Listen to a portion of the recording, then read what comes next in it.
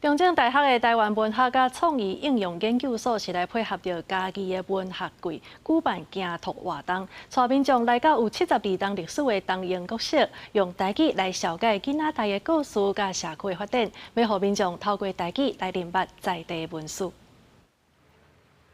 伫学校内底，了解囡仔台发生伫民雄东英国小甲社区的故事。国立中正大学台文创意所邀请在地台语剧本的台文转译创作者，举办台语的行读活动。趣味了，若是咱学着其他的物件，安尼是愈好。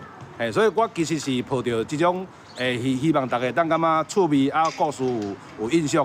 上要义安尼。若拄啊好，你对台语有兴趣，拄啊来听安尼。 你会想要学这个台语，安尼当然是阁愈好。虽然我毋是读这个，但是伊咧讲伊较早的代志嘛，互我想起我过去的时阵代志，所以嘛是咧共鸣，嘛是感觉真趣味。中正大学台文创意所表示，即届2025家己文学季设定民雄山野路的文学主题，有邀请文学、音乐甲戏剧的台文创作者，透过因的分享，毋通来讲在地故事，嘛希望台湾文学的推广会当有多元的内容。山野厝路，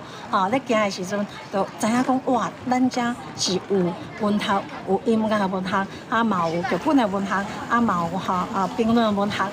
等等。 中正大学台文所拄啊好是这条路的路头，嘛是这文学的源头。文学季甲培育台语家庭计划协作会，透过文学的角度来讲地方囡仔台的故事，台文创意所就指出，互每会当为生活体验来学习，毋但传承社区的记忆，嘛培养因对在地文化的认同。记者林慧婷家己报道。